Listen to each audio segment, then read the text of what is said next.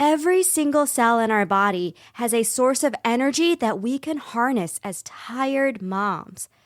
What is it, and how do we take advantage of it to get more energy? That's what we're talking about today with the Christian nutritionist, Chelsea Blackbird. Motherhood is hard, and we don't have to carry the weight of it alone. Come grab a cup of coffee as we chat about how to apply our faith to motherhood so we can live each day with the kind of joy and peace that surpasses all understanding. I'm your host, Hannah Lapsansky, and this is the Moms Grab Coffee podcast. Hey Mama, thanks for joining me today. We are going to get a little sciencey today with the Christian nutritionist Chelsea Blackbird, because she's going to walk us through a really beautiful, unique form of energy within our bodies called metabolic water. And it points to the way God beautifully designed our bodies and actually gave us everything we need in order to produce more energy within ourselves and take care of these walking holy temples, which are our bodies. All right, so before we get into the episode, can I ask you a favor? When you have 2 seconds, or if you want to go ahead and pause the episode right now, if you're listening on Apple Podcasts, could you take a quick second to rate the show 5 stars if you love it, write a review if you have a few minutes. I'm trying really hard to get to 50 reviews on Apple Podcasts. So if you're able to support and encourage me with a rating or a review, I would so appreciate that. All right, let's get into this fascinating topic. It is my pleasure to welcome Chelsea Blackbird. I'm so excited to have you on the show because I listened to your podcast about metabolic water, and I thought it was fascinating. I'd never heard about it before.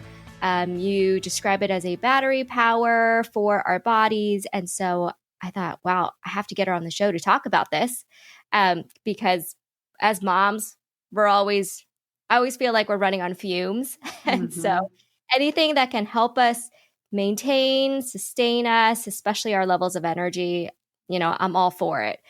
So, Chelsea, before we get into that very topic, which I know is quite nuanced, what is a Christian nutritionist?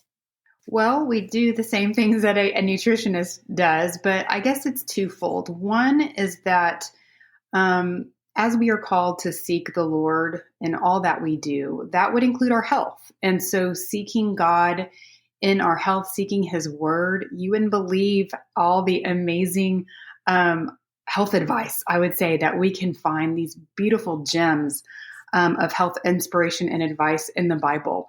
I really find that all of our best health advice comes in the book of Genesis, in the creation story. We are part of creation, and we were created alongside the sun and the water and the soil and plant foods and animal foods, and with the need for rest. All the foundations of everything that we need for our best health is right there in the creation story. I have a program I call the Genesis Prescription that is really kind of going over that. And the other part of it is just really focusing on why we're taking care of our bodies. We are called by the Lord to steward our bodies, not so that we can be a certain scale weight, not so that we can fit in a certain size of jeans, but to take care of these bodies so that we can be excellent vessels for the Lord. I mean, He has a purpose for all of us to do. And when we feel well, we serve well. We just show up more vibrantly in life. We show up to our purpose so much better, with so much more light. We get out there and be the hands and feet in Jesus in the world. And so that is our focus. And it's just really a different and just incredible way to think about your health and the gift of your body and taking care of it for that purpose. It's just a total mind shift. And so really it's those two things that I'm really trying to impart to people. And truly what I hope is that when people hear the word Christian nutritionist or see anything I might post in social media or work with me, they're just thinking of two things. They're thinking about God, and they're thinking about how to take care of their bodies better. And if we can get people thinking about those two things more often, I think we're all in much better shape, spiritually, mentally, and physically. Yeah, I think that's so fascinating. And when you, just so I understand, when you talk about God and the body as it relates to the body? Are you working in more of the, what we put into our body, that kind of thing? Absolutely. Yes. Food, food, absolutely, and how we eat. But there are so many more inputs that are really important to health. It's not just about food. That's where I really started: food, gut health. I do functional, testing in my practice and different things. But over the years, just staying in my Bible and just trying to be connect to the Lord, listen to what He has for me. I've found that these other inputs are just as important. And as we'll get into some of that today, because when we talk about energy and our sources of energy, food is meant to be one source of our energy. And that's been the focus for pretty much all of the scientific time of how we get our energy. Our food is turned into ATP, which is energy. But as we're going to talk about this metabolic water, it's a fairly recent scientific discovery, we'll say the last 20 years, about what this is. And so really, I think we'll be hearing more about it in the future. It's still pretty new. It's just really kind of on the fringe holistic circles at this point, but it'll probably be a while before it becomes mainstream. But it's looking like that's going to be more of the focus of where we should be getting most of our energy, even more so than from food. And so that's why it's really exciting. And so when I learned about it, to me, it just jives perfectly with the way I was already looking at the Genesis prescription and the way that our body works in relation to creation. Yeah. And in your podcast episode, you constantly point back to how God designed our bodies. And so I think that's also what was so exciting to me, that there is this source of energy within us that God designed, right? Mm-hmm. And it all points to us being masterpieces of his hands. So let's get into it. So metabolic water, what is it? Yeah. So when we think of water, most of us think of the water that we drink, which is very important. We need to stay hydrated through the water that we drink. But metabolic water is about the water that we make. During the metabolic process, the process of metabolism, which is using the food that we eat, breaking it down, and then extracting energy from it to make ATP, which is the energy that energizes our cells. We also make this water as a byproduct of this metabolic process. And this is all happening within the cell and our mitochondria, which are the energy makers for our body. Every cell in the body, except red blood cells, but pretty much all the cells in the body have mitochondria. Those are what create energy for us. So we're talking right now, that takes energy. We're blinking, we're moving our hands. Maybe somebody's listening, they're driving, they're using the foot on the pedal. All those things take energy. And that's what ATP has been looked at for our energy source. But the metabolic water, this water that our metabolic process makes, has now been discovered to also be a source of energy. When our body makes that metabolic water, when it's within the cell, it creates these battery-like properties. So when we, going back to kind of the water, the way that we think of it, we've always heard of water coming in three forms, right? Liquid, solid, and gas. This water inside of our cells is not any of those. It's not a liquid. It doesn't slosh around like it does in a glass. It's not solid. It's not gas. They call it the fourth phase of water. It's structured water. It is water with order. And I'm always talking about how our God is the God of order. He is not the God of disorder. So there's this order in this water. So you'll also hear it called structured water. You'll hear it called metabolic water. You'll hear it called crystalline water, because the structure of it is this crystal structure. And we think of it as the consistency, maybe like something like egg white, more jello-y, something like that.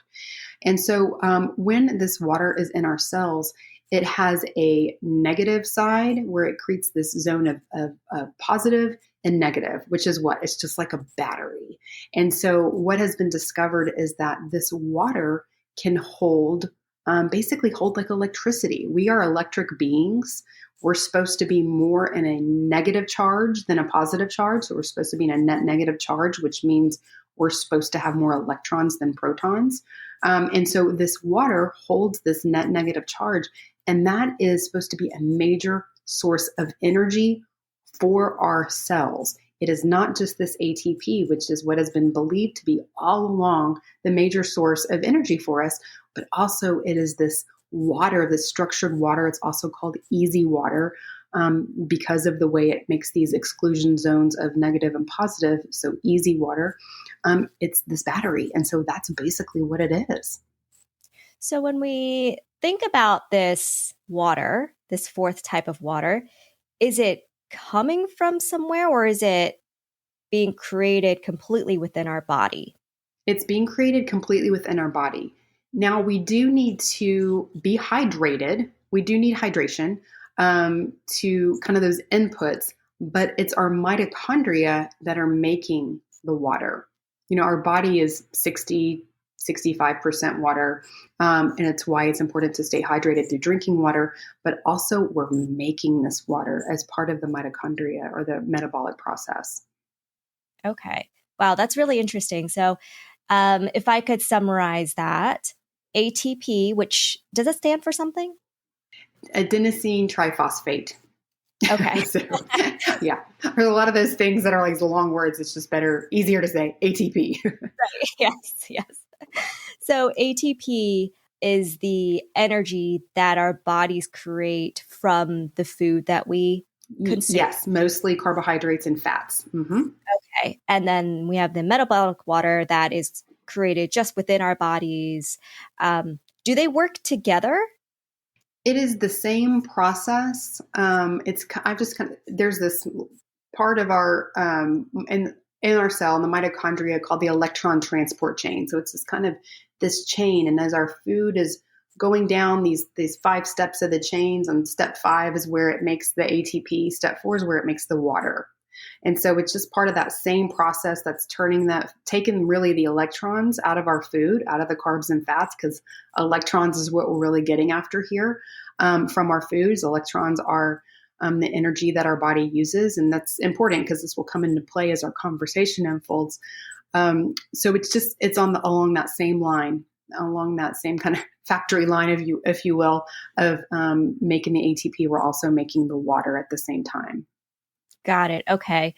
If we think of that as the source of energy and every single cell in our body has it, are we born with it? Are there ways to, do, similar to, other parts of our body where things can decline as we age or, Yes, parts of good our body question. can age? Is it kind of like that where we're born with certain amounts of metabolic water? Well, the key here is the mitochondria, because we're all born with mitochondria in our cells. As we age, which is really the aging process, is the decline of mitochondria and that ability to make energy.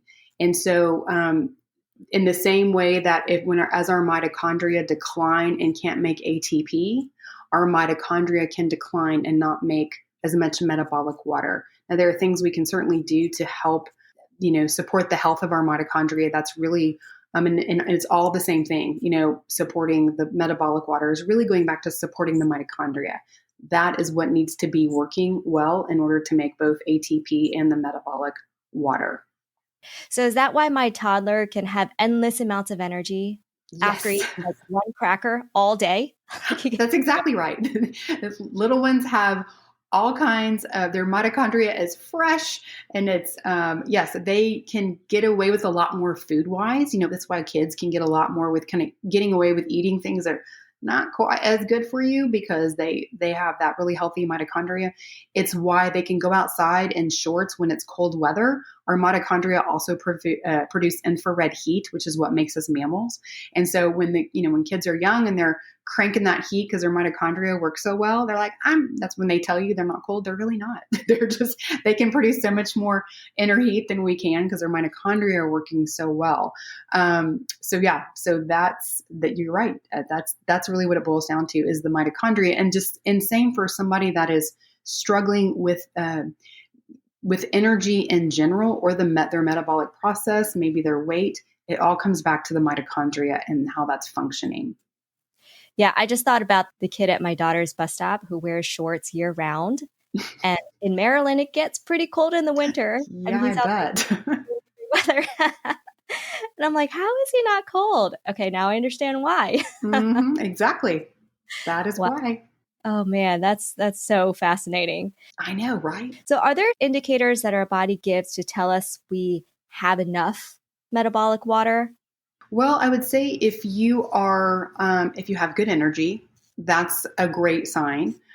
If you don't get sick as often, that is a good sign. Part of what the metabolic water does is hold that electric charge, right? And that's that negative electric charge that we need. It's kind of backwards because we think of negative as being negative and positive as being good, negative bad, positive good. But when in the case of our bodies, negative is good, and net negative charge is what we want. We want more electrons than protons. When we have more electrons, we're just healthier. We're more resilient. And so I'd say the less you get sick, the more energy you have, the more you feel like your metabolic process, your eating habits, your weight, all of those things, if those are pretty balanced, I would say you probably have good metabolic water. This just occurred to me. Metabolic water and metabolism. Mm-hmm. Is increasing our metabolism equate to increasing our metabolic water? Well, kind of. It's that metabolic process, and the better that the mitochondria are working, the better that metabolic process is working, because that's what the metabolic process is. It's that mitochondria producing energy. And so it's kind of all one and the same, so to speak. But yeah, so definitely somebody that's lagging in energy, they're probably not making as much metabolic water. It's not charged. They're probably also finding that they're not processing their food as well. And a lot of times what that can mean is more of the food that we eat is being sent to fat storage instead of being made into immediate energy that we use for ATP. So for some people, when the mitochondria aren't functioning as well, they're going to store more fat, store more of that energy as fat instead of using it immediately. So that could be another sign that things are kind of off with the mitochondria.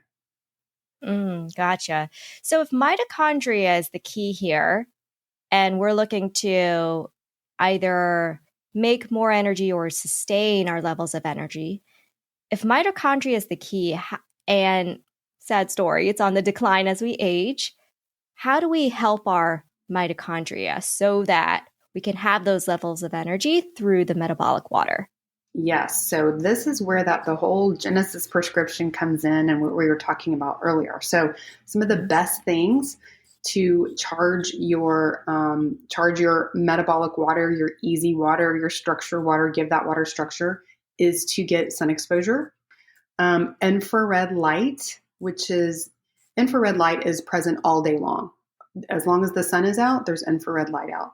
Infrared light expands our easy water battery. And UV light, which is more that kind of stronger UV light during the day, adds electrons to the easy water, which is what we want. We want more electrons. So that's a great way. If you can't get out in the sun, I mean, the sun does so many more things than that. That's just one little thing that it does to add to our health. You could use infrared light panels.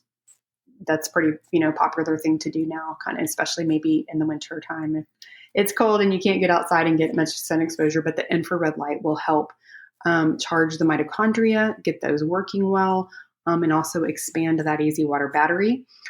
Grounding. So I don't know if you're familiar with grounding or if your audience is, but it's simply connecting your bare feet or really any part of your bare skin with the earth. So the earth is just a storage tank of electrons. Anytime it lightnings anywhere in the world, it replenishes the soil with electrons. We are electric beings. And so as kind of crazy as this sounds, when we are in direct contact with the earth, we pick up these electrons from the earth. And a lot of people just can't get their head wrapped around that, but you also don't see what's happening with electricity, right? Electricity is the flow of electrons. We don't see that happening behind our walls. And that way we don't see it flowing into our body, but we are conductive. Our bodies are conductive. And so when we have our bare skin and grass, in soil, on rocks that are on the ground, in the ocean, in the sand, we're picking up electrons from the earth.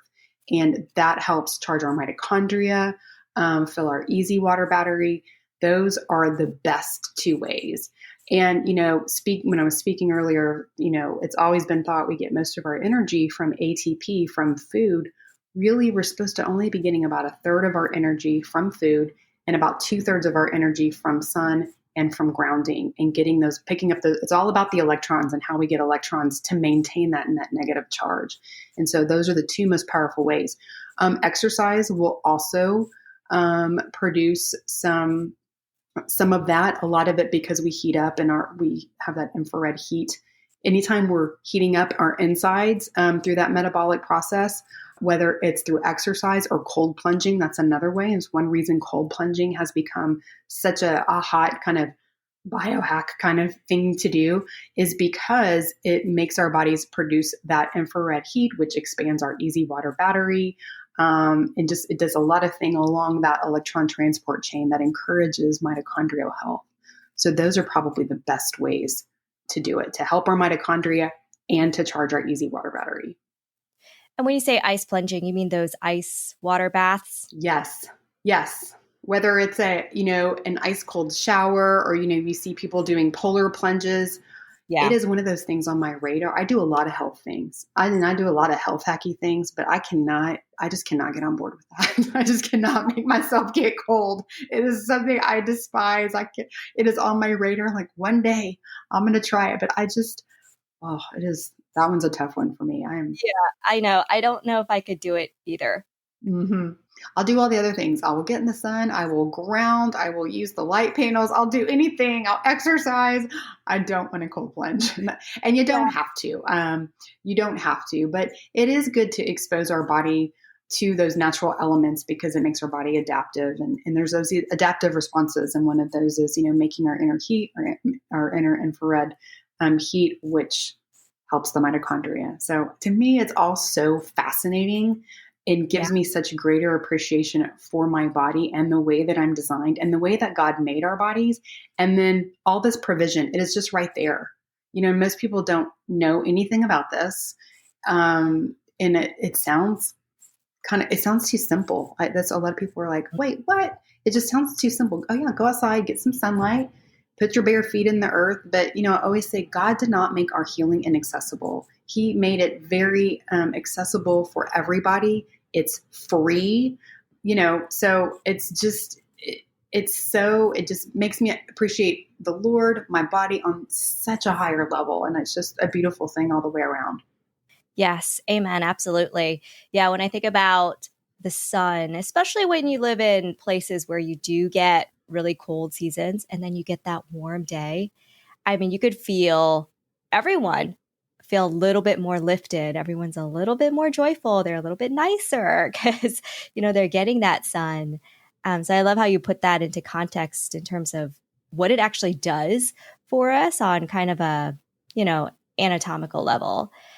So Chelsea, when we think about the infrared lights, the sun, the grounding, is there, and I'm talking practically here, is there an amount of time that we should do that before we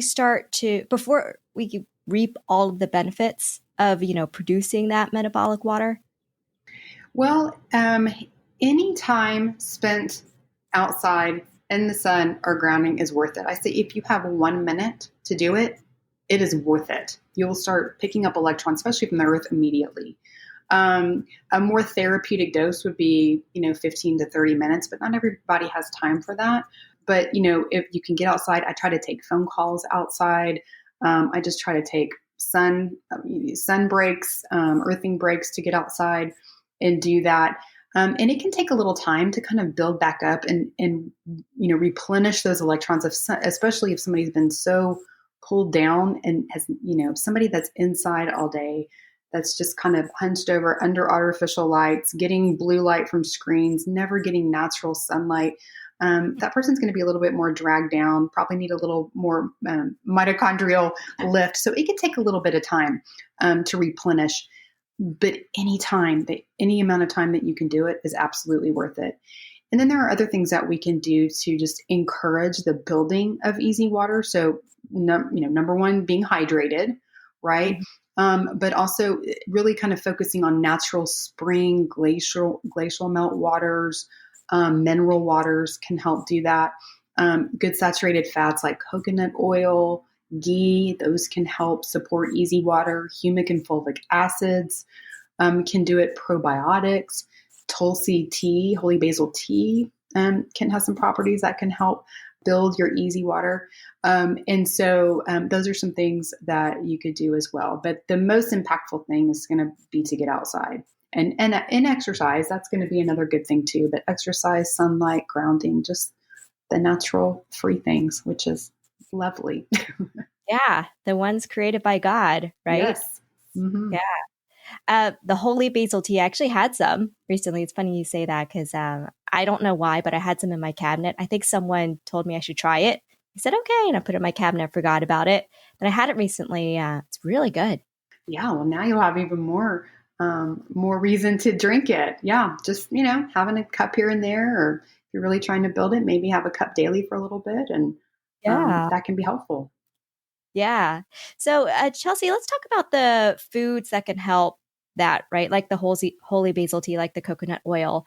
What are some other things that we can consume in addition to, getting sun and grounding ourselves in the earth? Sure. Well, the foods that our body uses for energy are carbohydrates and fats. Fats actually have more, your body can make more ATP from fats than carbohydrates. But both are wonderful sources. And so I always direct people, I always say, eat real food the way God made it. So the carbohydrate foods we want to focus on are vegetables and fruits, maybe some whole grains.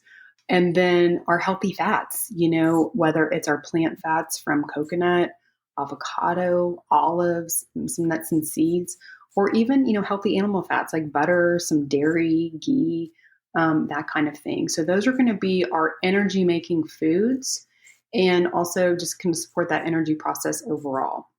I'm a big fan of protein. I'm a very big fan of protein too, but our body uses carbs and fat for energy, and it uses proteins to build our body. So they do a little bit different things, but the carbs and the fats is what I would direct people to for the energy foods. Awesome. Well, Chelsea, this has been so fascinating. I loved hearing about this. So thank you so much for sharing all your knowledge today. For moms who want to go and learn more and connect with you, where can they go?